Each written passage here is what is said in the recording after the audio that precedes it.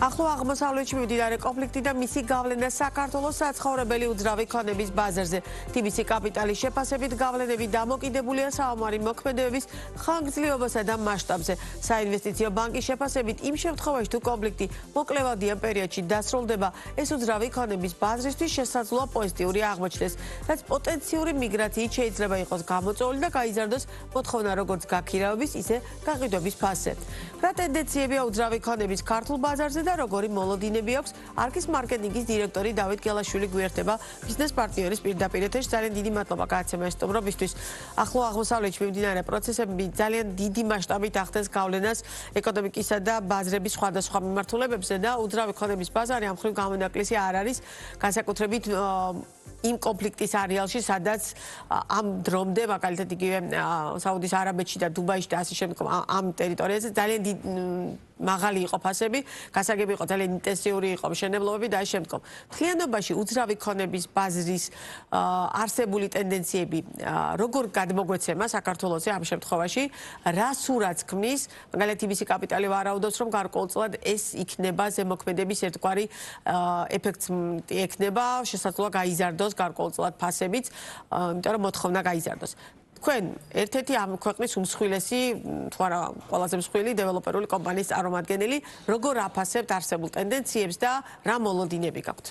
მოგესალმებით პირველ რიგში, რა თქმა უნდა, გძნობთ ჩვენ უკვე ცვლილებებს ბაზარზე, უკანასკნელი 2 კვირის განმავლობაში მოთხოვნა საკმაოდ გაიზარდა და ინტერესი ჩვენი პროექტების მიმართ. პირველ რიგში გამოვყოფთ ისრაელს, საიდანაც მოთხოვნა არის ფაქტიურად გაორმაგებული, ისედაც ისრაელს ჩვენი გაყიდვების წილში დაახლოებით 20% ეჭირა და ბოლო 2 კვირის განმავლობაში ავიდა 40%-მდე და ასევე დავამატებ დუბაის მსხვილ საბროკერო კომპანიებს, რომელთა ინვესტორებიც არიან მსოფლიოს სხვადასხვა ქვეყნიდან, პროაქტიულად და თვითონ გვიკავშირდებიან და ინტერესდებიან ჩვენი პროექტებით. ეს ალბათ პირველ რიგში გამოწვეული არის იმ სტაბილური და მშვიდი გარემოთი, რომელიც არის ქვეყანაში, ასევე მიმზიდველობას მატებს მარტივი რეგისტრაცია უძრავი ქონების და ასევე ის უსაფრთხო, ასე ვთქვათ, საინვესტიციო გარემო, რომელიც ქვეყანაში არის შექმნილი. ისეთი ორი ქვეყანა დაასახელდა, ისეთი ორი მიმართულება, რომელიც განსაკუთრებულად საინტერესოა ნებისმიერი სექტორისთვის და განსაკუთრებით უძრავი ქონების ბაზრის კუთხით. ამიტომ უნდა ჩაგიკითხოთ აუცილებლად. რა ფორმით აქვთ ინტერესი? დაუშვათ, საცხოვრებელი ბინების შეძენაზეა მოთხოვნა, ანუ კერძო კონკრეტული მოქალაქეების მხრიდან ისრაელისა თუ დაუშვათ არაბთა გაერთიანებული საამიროების თუ პირობითად უფრო პროექტებში თანამშრომლობის კუთხით არის, მაგალითად, რადგან დუბაის საბროკერო ჯგუფები ახსენეთ. თანამშრომლობაზე ჯერ საუბარი არ მიდის უშუალოდ შეძენა უძრავი ქონების. ზოგი იძენს პირადი მოხმარებისთვის, ზოგი საინვესტიციოდ. საქართველოს ამდენად განიხილება, მაგალითად, ისრაელის მოქალაქეებისთვის, რომ საინვესტიციო კუთხითაც საინტერესოა. დიახ, როგორც აქამდე აღნიშნე, ისედაც 20% ჩვენ გაყიდვებში ეჭირა ისრაელს და ბოლო 2 კვირის განმავლობაში საკმაოდ და საგრძნობლად არის გაზრდილი. კი ბატონო, მთლიანობაში საქართველოს უძრავი ქონების ბაზარი უცხოელ მყიდველებზე რამდენად აქტიურად არის დამოკიდებული? ვიტყოდი, რომ უცხოელ, ასე ვთქვათ, მყიდველებს საკმაოდ მნიშვნელოვანი როლი უჭირავს, თუმცა დამოკიდებული ბაზარი მათზე არ არის, რადგან ეს პროცენტი არის დაახლოებით 20%-ის ფარგლებში, მაგრამ ვფიქრობ, რომ ეს არსებული კონფლიქტი ახლო აღმოსავლეთში გარკვეულ გავლენას მოახდენს და როგორც თქვენ უკვე ახსენეთ, TBC-მ გალთმა და სხვა კვლევითმა კომპანიებმა უკვე გადააფასეს, ასე ვთქვათ, წლის პროგნოზი და იმაზე ბევრად უფრო პოზიტიურ პროგნოზი გაკეთდა, ვიდრე მანამდე იყო გაკეთებული.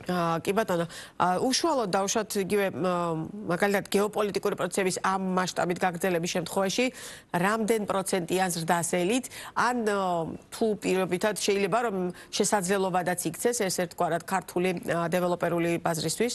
რა თქმა უნდა, ადამიანურად მეც და ყველას გვსურს, რომ ეს კონფლიქტი რაც შეიძლება მალე დასრულდეს, მაგრამ ის პოზიტიური ძვრები, რაც უკვე დაწყებული არის ბაზარზე, საჭიროებს ყურადღების მიქცევას და ბაზარი და ჩვენც მზად უნდა ვიყოთ ამისთვის, ამისათვის კომპანიაში ყველაფერი კეთდება. უახლოეს დღეებში ძალიან მსხვილ და მასშტაბურ პროექტს დავაანონსებთ. ვფიქრობ, ეს კიდევ უფრო გაზრდის მთლიანად ქვეყნის მიმზიდველობას. რომელიც აშენდება საქართველოში? დიახ. შეგვიძლია დედაქალაქი თუ დედაქალაქის მიღმა მინიშნება დედაქალაქში. კი ბატონო, საინტერესოა, ბუნებრივია ამასაც ბიზნეს პარტნიორი აუცილებლად გააშკოს. მომხმარებლის დამოკიდებულება როგორია? ქართველი მომხმარებლის ამ შემთხვევაში ერთია მათი დაუშვათ უცხოელების გაზრდა და ინტერესი, მაგრამ მეორეა ქართველი მომხმარებელი. ხო არ ელოდება პირობითად, რომ შეიძლება უძრავი ქონების ფასები შემცირდეს და მერე შეიძინოს. ან როგორ რეაგირებს ხოლმე ქართველი მომხმარებელი საქართველოს? ფასები დამოკიდებული არის ორ, ასე ვთქვათ, ძირითად ფაქტორზე. ეს არის მოთხოვნა, მიწოდება და თვითღირებულება. თვითღირებულებაც ეტაპობრივად მუდმივად, ასე ვთქვათ, მატულობს, რადგან მასალა თუ მუშახელის ფასი იზრდება და გაზრდილი მოთხოვნის შემთხვევაში აუცილებლად მოხდება ფასების კორექცია და მცირედ იზრდებიან. მაგალითად კორექტირებაში რამდენ პროცენტიან ზრდას უნდა ვალოდოთ? თუ ვაცდები უახლოეს პერიოდში რა პროგნოზით არის გაკეთებული, პლუს კიდე 5%. ეს ეხება როგორც გასაყიდ ბინებს და ასევე გასაქირავებელ ბინებს. მიუხედავად თქვენ შემთხვევაში ხა ძირითადად გაყიდვის მიმართულებით მუშაობთ, მთლიანობაში ბაზრის შესახებ ინფორმაციას გექნებათ. როგორ რამდენად აქტიურად ახდენს ეს ეს ორი სეგმენტი გადამული არის ერთმანეთზე, ესე ვთქვათ, თუ გაყიდვის, ასე ვთქვათ, ფასი მატულობს, აუცილებლად გარკვეული პროპორციით აისახება ეს გაქირავებაზეც და გაყიდვაზე და გაქირავებაზეც ასევე გარდა იმისა, რომ ინვესტორები ინტერესდებიან, ასევე მიგრაციის კუთხითაც არის მოსალოდნელი, რომ გარკვეული, ასე ვთქვათ, მოთხოვნა გაიზრდება. აი ამ არსებული ზოგადად მსოფლიო გლობალური კრიზისების პერიოდში, დაუშვათ ამ შემთხვევაში საქართველოს მოქალაქეების რეაგირება არის დაყოვნებები გადახდებში, დაუშვათ შენატანებში არქს ბევრი შიდა განვადება გაქვს და ანუ ჩვენი მოქალაქეები თავს იკავებენ თუ პირიქით ძალიან აქტიურები არიან? გავსიცვლებები არ შეინიშნება, შემიძლია პირველი კვარტლის, ასე ვთქვათ, შეჯამება გავაკეთო და დაახლოებით 60%-ზე მეტი გვაქვს და წინა წელთან შედარებით, რაც იმაზე მეტყველებს, რომ ეს წელი ასევე რეკორდული იქნება ჩვენთვის. შეგახსენებთ, რომ შარშან მქონდა 91%-იანის და პირველი კვარტალი გვაძლევს იმის იმედებს, რომ ეს ტენდენცია გაგრძელდება და შეიძლება კიდევ უფრო დიდი ზრდა ვაჩვენოთ წელს. ეს მთლიანად ქართულ დეველოპერულ სეგმენტს ეხება, ანუ უძრავი ქონების ბაზარს თუ ამ შემთხვევაში კონკრეტულად თქვენი კომპანიის? უძრავი ქონების ბაზრის კუთხით რო ვისაუბროთ, თებერვლის მონაცემებით პლუს 18% არის ბინების ჭრილში წლიური ზრდა და პლუს 28% არის. წინა წელთან შედარებით 18%-ით არის გაზრდილი ბინების გაყიდვა.